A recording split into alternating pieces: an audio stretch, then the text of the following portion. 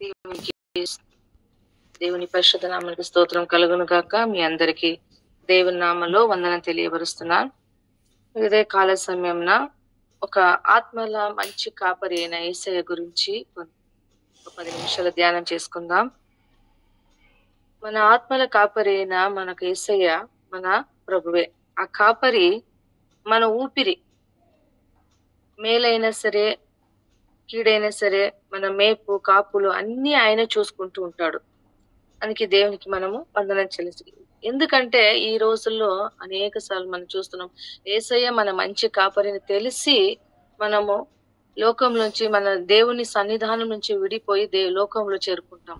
ఆ లోకంలో పోయి చాలా బాధలు పడతాము. దేవుని వాక్యం తెలిసి ఉంటుంది, దేవుడు రక్షింపు ఆయన హోదా తెలిసి ఉంటుంది, ఆయన విలువ తెలిసినప్పుడు మనం ఆయనను మర్చిపోతున్నాం. ఎందుకంటే ఈ లోకంలో పడిపోతున్నాం కాబట్టి, ఈ లోక ఆశలో పడిపోతున్నాం కాబట్టి, ఈ లోకంలో ఇచ్చే మనుషులు చూపించే ఈ లోక ఇచ్చే ఆ ఒక్క సంతోషాన్ని వెంబడిస్తూ మన వంతు మనకిచ్చిన జీవితాన్ని, మనకిచ్చిన రక్షణని, మనకిచ్చిన ప్రతి ఒక్క స్వాస్థ్యాన్ని మనము వదులుకోపోతున్నాం. ఎందుకంటే ఆయన ఏమైనాడంటే ఆయన వెతుకువాడై ఉన్నాడన్న. మనం ఎక్కడ త్రోవ తప్పిన పోయిన వారైనా లూకా 19:10 చూస్తే మనమందరూ తప్పిపోయిన గొర్రెలపై అయిపోయినాం, విశ్వాసులం అయిపోయినాము, దేవుని పిల్లలం అయిపోయినాం. ఎందుకు చివరి రోజుల్లో భయపడిపోతున్నాము.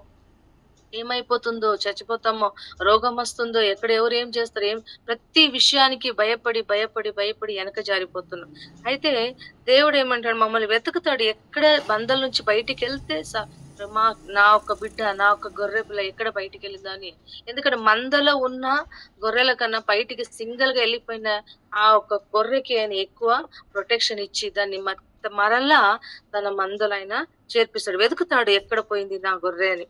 ఎందుకంటే యెషయా 53:6 తనకు ఇష్టమైన త్రోవను తొలగిపోయేవాడు మానవుడు. తనకి ఇష్టమైన త్రోవలే మనం తొలగిపోతున్నాం కాబట్టి, దేవుడు ఏమైనా ఇష్టమైన దేవుని నమ్మకొని కష్టాల ఉండి మమ్మల్ని విడిపించి, ఆయనకి ఎంత కష్టం ఉన్నా, ఆయన ఎంత బాధ ఉన్న మన మీద బాధపడుతుంటాడు. ఎందుకంటే త్రోవ తప్పిపోతున్నాం కదా, వాక్యాలు ఎదిగిన తప్పిపోతున్నాం కదా, ప్రార్థన జీవితం తెలిసి కూడా తప్పిపోతున్నాం కదా, ఆయన దగ్గర సమయాన్ని గడిస్తే ఎంత ఆశీర్వాదం అని తెలిసి కూడా మనం తప్పిపోతాం కదా అని ఆయన చాలా బాధ. ఆయన మన చెయ్యి విడవకుండా వెతుకుతూ ఉంటాడు.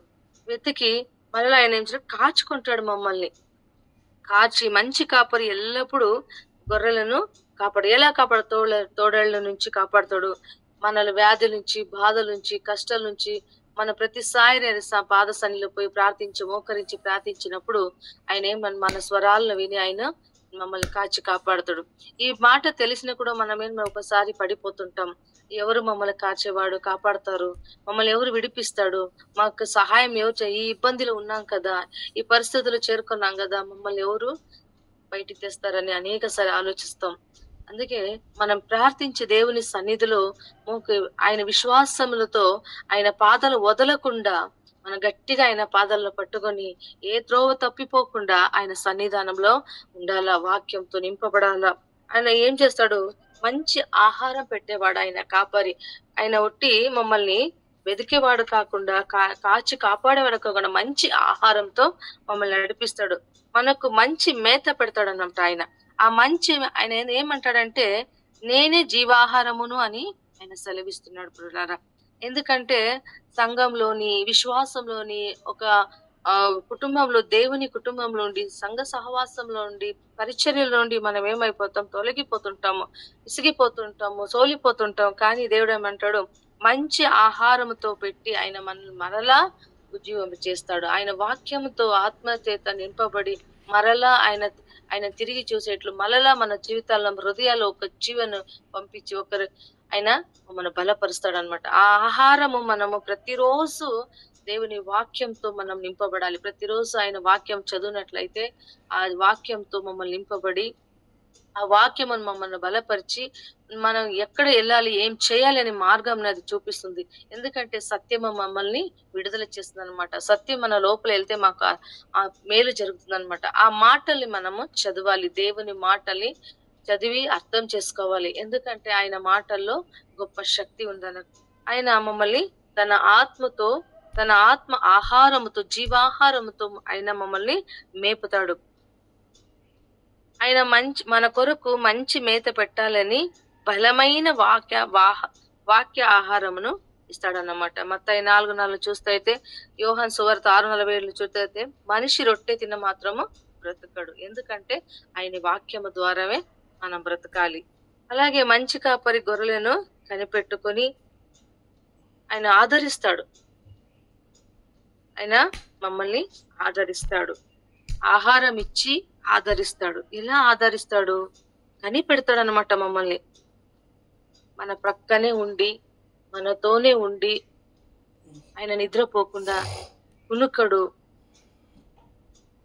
ఆయన మమ్మల్ని అంత ప్రేమిస్తాడు. ఎందుకంటే ఒక కాపరి ఏం చేస్తాడు? తన మందలో ఆయనకి ఎంత బాధ ఉన్నా సరే, కష్టం ఉన్నా సరే, నిద్ర వస్తే సరే, రాకపోయినా సరే, మందలో ఆ గొర్రెలు ఎలా ఒక కాపరి దాన్ని ప్రొటెక్ట్ చేసుకొని సేఫ్ గా కాచుకొని, తోడేళ్లు రాకుండా, ఏ దిగులు రాకుండా, ఏ కొరత లేకుండా, ఏ కొదువ లేకుండా దాన్ని ఎలా కాపాడుకుంటాడు, ఎలా ఆదరిస్తాడో, దానికి ఏమైంది, ఆరోగ్యం బాగుందా, ఆరోగ్యం బాగలేదా, అది ఎందుకు నిదానంగా నడిచిపోతుంది, ఎందుకు యాక్టివ్ గా లేదు, అన్ని కనిపెట్టి చూస్తున్నాడు అనమాట. ఒక మనిషి అయిన కాపరి ఒక గొర్రెల మీద ఇంత ప్రేమ చూపించినప్పుడు, మన సృష్టికర్త అయిన మంచి కాపరి మంచి ఆహారంతో, జీవాత్మ ఆహారంతో నింపి మమ్మల్ని రక్షించి, మన కీడు నుండి రక్షించి, మమ్మల్ని దేవుని రాజ్యానికి నడిపించిన యేసయ్య మన మీద ఎంత ప్రేమ పట్టుంటాడు. మనకు అనేక సార్లు ఎంతో సేవకుల ద్వారా వాక్యం విని ఉంటాం, ఎన్నోసార్లు వాక్యం చదివి ఉంటాం, ఎన్నోసార్లు ఈ మాటలు పలికి ప్రార్థన చేసి ఉంటాం, ఎన్నోసార్లు ఈ మాటల ద్వారా మేము ఆశీర్వాద పొంది ఉంటాం, ఎన్నోసార్లు ఈ మాటలు మమ్మల్ని బ్రతికించి ఉంటుంది. అయినా మనము అనేక సార్లు దీన్ని మర్చిపోతుంటాం. ఆయన యేసయ్య ఏమంటాడు? ఎంత బాధలో, వ్యాధులో, వ్యాకులలో, ఉన్నప్పుడు అలాంటి వారి అనుభవాలతో మమ్మల్ని ఆయన పట్టించుకొని ఆదరిస్తాడనమాట. మమ్మల్ని వదిలేయకుండా, మమ్మల్ని విడిసేయడం. ఎందుకంటే ఈనాటిలో మన ప్రతి ఒక్క కుటుంబాలు ఏదో ఒక రీతిగా శోధనలు, ఏదో ఒక రీతి బాధలు, ఏదో ఒక రీతి మన కష్టాలు మనం ఎదుర్కొంటున్నాము. కానీ అనేక సార్లు ప్రార్థిస్తుంటాము, మాకు జవాబు త్వరగా రావచ్చు. కానీ కొన్ని సందర్భాల్లో మనం ఏమైపోతామో చల్లబడిపోతున్నాం. కానీ దేవుడు అంటున్నాడు, ఏ విషయం మనం చల్లబడ అవసరం లేదు. ఆయన మమ్మల్ని కాపాడుతున్నాడు, ఆదరిస్తాడు, మన ప్రక్కనే ఉన్నాడు. ఎక్కడికి ఆయన మమ్మల్ని విడిచిపెట్టి ఒంటరిగా వెళ్ళిపోలేదు. ఎందుకంటే ఆయన రాత్రి పగులు నీడలా మన పక్కలైన నిద్రపోకుండా, కొనుక్కోకుండా ఆయన కాపాడుతున్నాడు. మనకు ఆయన మంచి ప్రాధాన్యతనిస్తున్నాడు అనమాట. మందలో ఉన్న మనము బయటికి ఒక్కవేళ విడిపోయినామంటే అంత కేర్ తీసుకొని మమ్మల్ని వెతకి ఎక్కడ పడిపోయినాము, ఏ విషయంలో మేము పడిపోతున్నామో, ఏ విషయంలో మనం సోలిపోతున్నామో, ఎక్కడ ఆగిపోతున్నామని ఆయన తెలుసుకొని మళ్ళీ ఆ విషయంలో అనేక సేవకుల ద్వారా, వాక్యం ద్వారా, అనేక విషయాల ద్వారా మాట్లాడుతూ ఆయన మమ్మల్ని వెతక్కి వస్తాడు. మేము ప్రార్థించినా సరే, ప్రార్థించకపోయినా సరే, ఆయనను స్తుతించినా సరే, స్తుతించకపోయినా ఎన్నిసార్లు మనం పడిపోయినా కూడా ఆయన ఏం చేస్తాడు? మమ్మల్ని ఆయన ప్రాధాన్యత ఇస్తున్నాడు, ఎక్కడ పడిపోకుండా. ఎందుకంటే ఆయన మన కొరకు ప్రాణం పెట్టాడు కాబట్టి, ఎందుకంటే ఆయన రక్తం ద్వారా మమ్మల్ని కడిగినాడు కాబట్టి, ఎందుకంటే మనల్ని పేరు పెట్టి పిలిచాడు కాబట్టి, ఎందుకంటే ఆయన స్వాస్థ్యమై మనం ఉన్నాం కాబట్టి ఆయన మమ్మల్ని ఏమాత్రము చేయి విడువడు, వదలడు. అంటే తిమోతి 1:15 చూసినట్లయితే, ఆయనను నమ్మదగిన వాక్యము సర్వాంగ కార్యములు యోగ్యుడై ఉన్నాడు. ఆయన సర్వ కార్యములు ఆయన యోగ్యుడై ఉన్నాడు. ఆయన నిత్య జీవమును ఇస్తాడు కాబట్టి, ఆయన మన కొరకు పెట్టిన నిత్య జీవమును ఆయన ఇస్తాడు కాబట్టి, ఆయన మనకు ప్రాధాన్యతనిస్తాడు, రక్షణ ఇస్తాడు. ఆయన మంచి కాపరి కాబట్టి, ప్రాణ ప్రియుడైన దేవుడు తన గొర్రెల కొరకు ఆయన ప్రాణం పెడతాడు. ఈ రోజు మనకందరికీ తెలుసు, ఆయన మన కొరకు సిలువలో ఎంత బాధపడ్డాడో, ఎంత రక్తం కార్చినాడో, మా కొరకు మా శాపాలను, మా పాపాలను, మనం చేసిన ప్రతి ఒక్క చెడు కార్యాలను బట్టి ఆయన ప్రతి ఒక్క అవమానాలు అన్ని ఆయన మోసుకొని మనకి రక్షణ ఇచ్చినాడు. ప్రియులారా, యోహాను సువార్తలో మనం చూసినట్లయితే 8:11 పాపము ఒక స్త్రీకి అంటున్నాడు యేసయ్య, అమ్మా నేను ఎవరు శిక్షించలేదా అంటే, లేదంటే నేను నిన్ను శిక్షించను, ఇక మీదట పాపం చెయ్యొద్దు అని చెప్పి ఆయన ఏం చేస్తాడు? ఒక స్త్రీని క్షమించాడు. అలాగే ప్రతిసారిను మమ్మల్ని దేవుడు అలాగే క్షమిస్తూ వస్తున్నాడు. అందుకే ఆయన విలువను తెలియకపోతే మనం పాపాలు పడిపోతూనే ఉంటాం. కానీ ఒక్కరోజు వస్తుంది, అప్పుడు మనము లెక్క ఇవ్వాల్సి వస్తుంది. అందుకోసం ఇప్పుడే మనం గుర్తెరిగి అక్కడి నుంచి బయటికి వచ్చి, ప్రభువా మమ్మల్ని క్షమించు అని మనం ప్రార్థించుకోవాల. మనమందరం మాట్లాడుతుంటాం గానీ, ప్రార్థిస్తుంటాం గానీ, ఏదో ఒక విషయంలో, ఏదో ఒక చోట మనము సింగిల్‌గా అయిపోయి ఉంటాము. ఏదో ఒక విషయంలో పడిపోతుంటాము. ఆ విషయంలో కనిపెట్టి దాన్ని దేవునికి అప్పగిస్తూ ప్రభువా ఈ విషయంలో నేను సోలిపోతున్నాను. ఈ విషయంలో నాకు సహాయం చేయండి. ఈ విషయంలో నన్ను రక్షించండి అని మనం ప్రార్థించాలి. పాపంలో విడిపించిన దేవుడు ప్రతి విషయంలో కూడా మమ్మల్ని ఆయన రక్షిస్తాడనమాట. అలాగనే ఆయన మన విషయంలో చాలా సంతోషిస్తాడు. ఎందుకంటే మంచి కాపరి ఎప్పుడు గొర్రెల బట్టి సంతోషం కలిగి ఉంటాడు. ఆశ కలిగి ఉంటాడు. ఎందుకంటే తన తోటి వారితో తన సంతోషాన్ని పరుచుకుంటాడు.